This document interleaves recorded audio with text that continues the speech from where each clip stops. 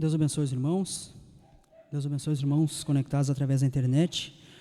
Vamos fazer o resumo das páginas 265 a 267 da mensagem A Era da Igreja de Filadélfia. O irmão Branham usou a escritura de Apocalipse capítulo 3, versículo 7.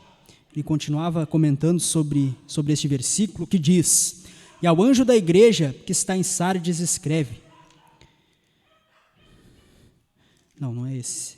3:7. E ao anjo da igreja que está em Filadélfia escreve: isto diz o que é santo, o que é verdadeiro, o que tem a chave de Davi, o que abre ninguém fecha, e fecha e ninguém abre. Como havíamos visto, conforme a escritura de Isaías 22, essa chave de Davi, que Jesus aqui está alegando ter, ela seria posta sobre o seu ombro. Também Isaías 9:6 diz que o principado está sobre seus ombros. Mas por que o ombro? Conforme vimos na cerimônia de casamento do Oriente, quando a esposa casava-se com seu esposo, então ela botava o véu no ombro do noivo, significando que ela estava cedendo seus direitos a ele, que ele tinha o governo sobre ela, que ele tinha o domínio sobre ela. Então aqui, Jesus Cristo está com a chave de Davi. O irmão Branham diz que ela está sobre seus ombros, o principado está sobre seus ombros. O governo da igreja, o governo da esposa de Cristo é exclusivamente dele. É ele quem governa a sua igreja e mais ninguém. Durante as eras da igreja, a hierarquia, o clero, homens com desejo de poder, com desejo de dominar sobre outros homens, alegavam ter o governo da igreja, alegavam ter a chave do governo da igreja. Porém, só tem um que tem a preeminência sobre a igreja, que tem o governo da igreja. A igreja é submissa a um, e este é a seu esposo, é a Cristo. Ele tem a chave de Davi, ela está sobre seu ombro, o principado está sobre seus ombros. Ela pôs a sua vida sobre ele, sobre o seu governo. Nenhum homem, nenhuma hierarquia, nenhuma denominação, nenhum papa, nenhum bispo, mas Cristo unicamente é quem tem o governo da igreja.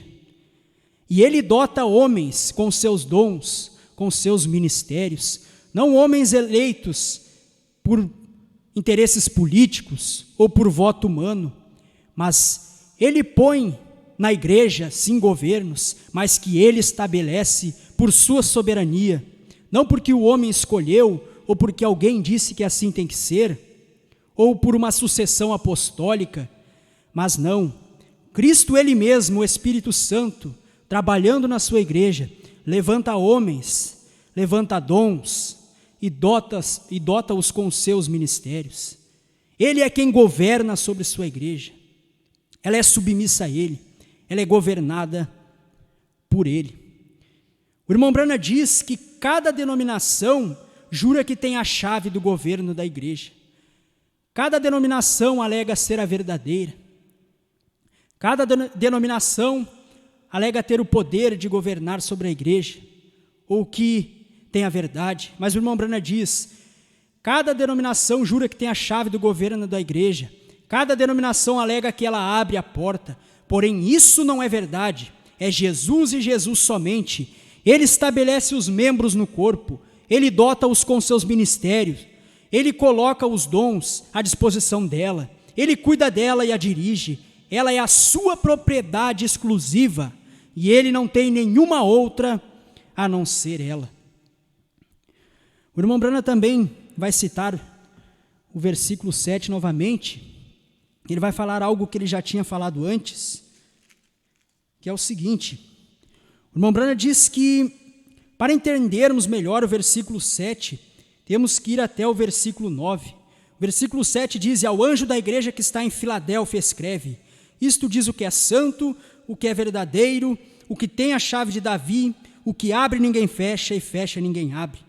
O irmão Branham diz que temos que ir até o versículo 9, que diz: e eis que eu farei aos da sinagoga de Satanás, aos que se dizem judeus e não são, mas mentem, eis que eu farei que venham e adorem prostrados a teus pés, e saibam que eu te amo.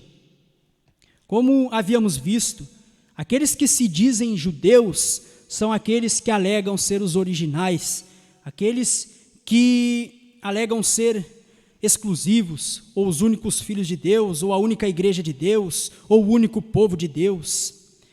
Aquele povo judeu dos dias de Jesus, eles tinham a lei de Moisés, eles tinham a verdadeira religião, eles eram a nação escolhida por Deus.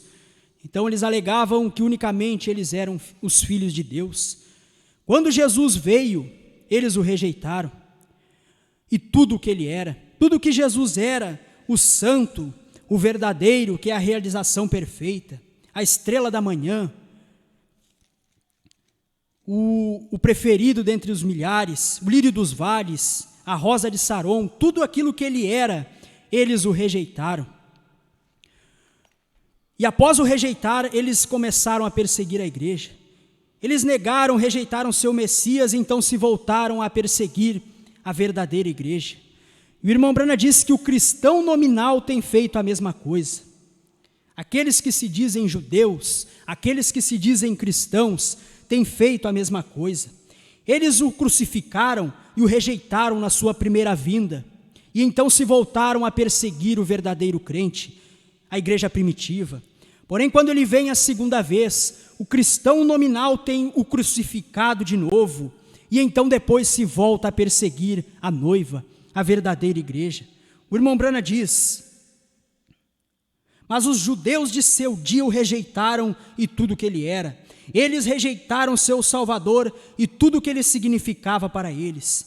E o cristão nominal agora tem feito o mesmo. Eles têm feito exatamente o que os judeus fizeram. Os judeus o crucificaram e depois viraram-se contra o verdadeiro crente.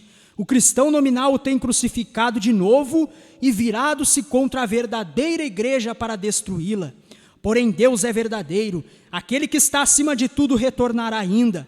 E quando fizer, ele mostrará quem é o único potentado. E assim como lhe revela-se ao mundo, e todo mundo dobra-se aos seus pés, naquele tempo todo mundo se dobrará aos pés dos santos, demonstrando que eles estavam certos em sua posição firme com ele. Bendito seja Deus para sempre.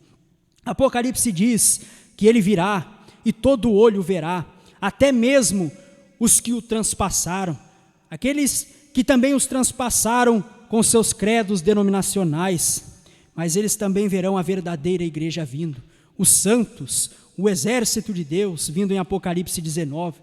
Eles perseguiram a Cristo na sua primeira vinda, eles perseguiram a Cristo na sua segunda vinda e o crucificaram. Eles perseguiram a igreja primitiva e eles perseguem hoje a noiva. Mas chegará o dia em que eles terão que se dobrar, o dia em que ele aparecerá com seus santos e reinará no milênio. Os irmãos podem colocar-se de pé, vamos receber nosso pastor.